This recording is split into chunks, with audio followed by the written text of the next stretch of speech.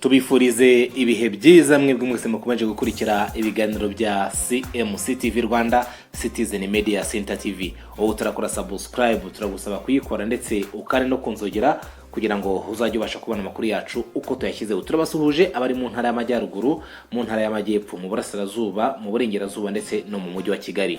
Tutibagiye n'abantu bari inyuma y'imbibi z'u Rwanda, abari muri East African, Afrika y'Uburasirazuba, abari muri Afrika y'Uburengerazuba, Uburasirazuba, Amajyaruguru, Amajyepfo, abari ku mugabane Burayi, Amerika, mwese turabasuhuje. Turabibona ko mutwereka umunsi ku wundi ko mudukurikira kuri CMC TV Rwanda. Muri aka kanya tugiye kubagezaho iki, twinjiye mu kiganiro ibihe nanjye.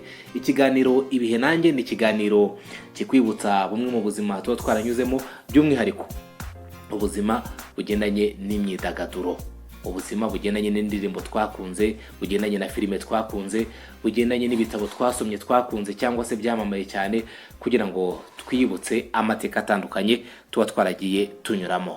Kubw'iyo mpamvu tugiye kugaruka ku muhanzi Bushoke, n'umuhanzi waririmbye indirimbo zitandukanye, harimo Mumebweg, harimo Baruwa, harimo Sendembar afatanyije na Juliana ndetse n'indirimbo nyinshi zitandukanye. Uyu muhanzi iyo ugiye umushaka amakuru atandukanye biragoye kugira ngo ubone amakuru menshi kuri we, kubera yuko yaba Wikipedia yaba imbuga z'inkoranyambaga ubona yuko zifite amakuru make ashoboka, ku buryo gupfa kuvuga ngo ufite amakuru ameze gutya ngana gutya biragoye. Gusa ugeze ku rukuta rwa Facebook muri iyi minsi bigaragara yuko ari mu gihugu cya Afrika y'Epfo. Ubusanzwe Bushoke n'umuhanzi witwa Ruta Maximilian Bushoke, akaba ari umuhanzi wo mu gihugu cya Tanzania wavutse mu mwaka w'1983 i Dar es Salaam. Yaje kurangiza amashuri ye muri Densa International College mu mwaka w'2000, ariko nanone igiye gusesengura ubona yaragiye anyura mu buzima butandukanye. Nubwo yavukiye muri Dar es Salaam, ntabwo ariho yakuriye, ahubwo yakuriye mu mujyi wa Dodoma, naho ni mu gihugu cya Tanzania. Kuba yarakuriye mu mujyi wa Dodoma nuko ariho umubyeyi we, mama we, yabaga. Ubuzima bwe yabusesengura, yabusobanura by'umwihariko cyane cyane nko ku mbuga nkoranyambaga. Hari ibitangazamakuru bitandukanye byo muri Tanzania nk'ikitwa IOTV, baganira nawe bamubaza ubuzima bwe, uko yagiye muri Afrika y'Epfo ajyanye na papa we ndetse na murumuna we, uko yaje gutandukana na mama we ajya muri Afrika y'Epfo, uko bajya muri Afrika y'Epfo ntabwo bigeze bajyana n'umubyeyi wabo.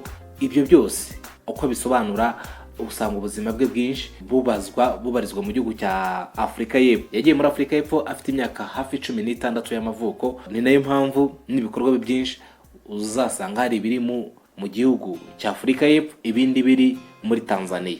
Muri Tanzania yagize ati, agana n'umunyamakuru wa IOTV mu gihugu cya Tanzania, yagaragaje ko kugira ngo yinjire mu muziki wa Tanzania ari uko kuririmba mu rurimi rw'icyongereza muri Afrika y'Epfo yabonaga kumenyekana bigoranye. Ahitamo kuba yatangira kuririmba mu rurimi rw'igiswahili kugira ngo abantu bo muri Tanzania bamenye ibihangano bye byose. Ubuzima bwe mu ncamake, nkurikije ibyo nagiye numva mu bitangazamakuru bitandukanye yagiye aganira nabyo byo muri Tanzania, yaba Wasafi, yaba DZM Online ndetse na IOTV, nayo makuru menshi batandukanye bagiye baganira nawe asobanura mu buryo butandukanye. Kuri CMC TV Rwanda rero naho twagerageje kubakusanyiriza ayo makuru, ariko nkuko bisanzwe, nkuko mwabyumvize kuri Zed Anton mu ndirimbo y'BTKZ witu isobanura dusobanura amakuru y'ura mukobwa yakoreshejemo.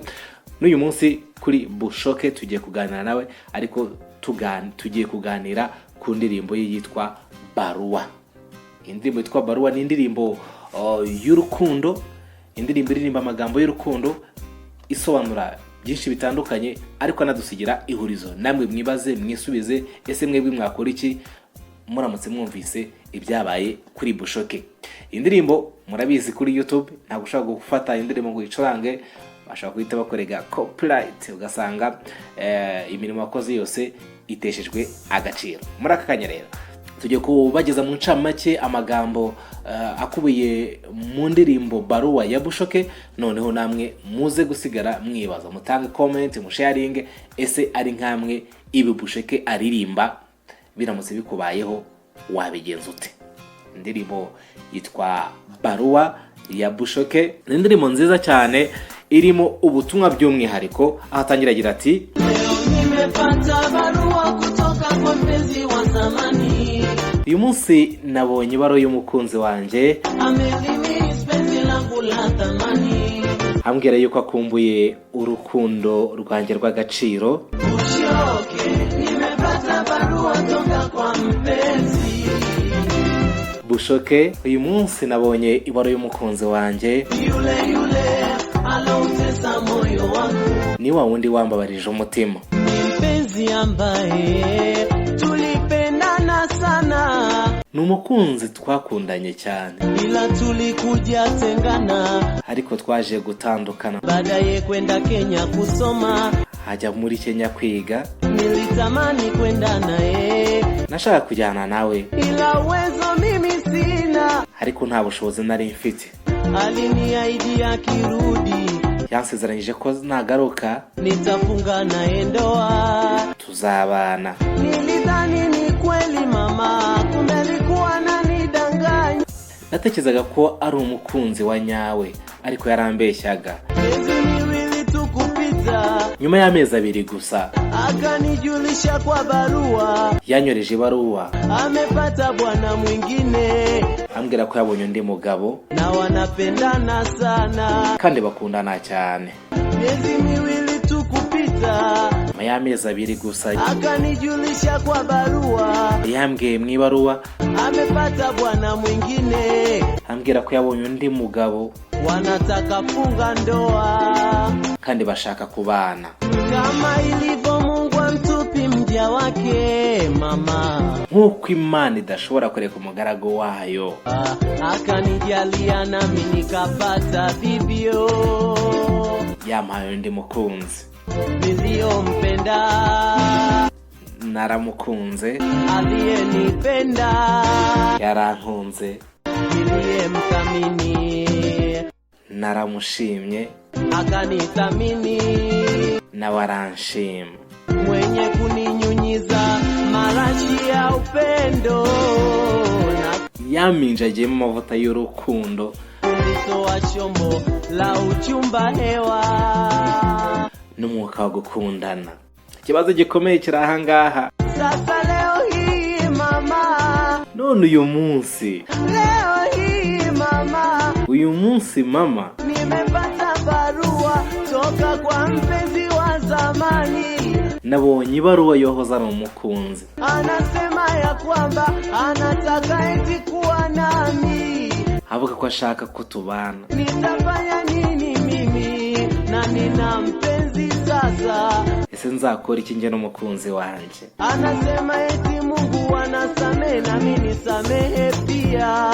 Avuga ko n'Imana ibabarira nanjye nkwire kumubabarira. Eti Mungu anasamehe na mimi nisamehe pia. Tuvuge ko Imana ibabarira nanjye namubabarira. Kumpenda bado nampenda, kumukunda ndacyamukunda. Sema kweli mpenzi wa Mungu, uravuga kuri mukundwa ku izina ry'Imana. Ila nachofikiria mimi ni mpenzi wangu wa sasa, ariko icyo ntekereza ni umukunzi wanjye ya mimi yo. Ayo ni amagambo y'umuhanzi Bushoke ari mu ndirimbo Baruwa. Ni indirimbo nziza cyane yadusigiye umukoro wo kwibaza utese ari nkawe uri nka Bushoke wakora iki. Wumvise ubutumwa buri muri iyo ndirimbo agaragaza ikibazo yahuye nacyo. Wibuke yuko iyi ndirimbo ukurikije uko yumva byumvikana ko iyi nkuru yarameze nkaho Bushoke ari kuyibarira mama we kugira ngo amugire inama. Tubashimire cyane mwebwe mwese mukomeje kurikira CMC TV Rwanda, Citizen Media Center TV. Uwo turakora subscribe, turagusaba kuyikora kugira ngo uzajye ubasha kubana amakuru yacu uko tuyashyizeho. Iki ni ikiganiro ibihe nanjye. Ibihe byawe nawe urabihuza ute, ubitandukanye ute, n'icyo byibukiramo. Mukomeze mugire ibihe byiza.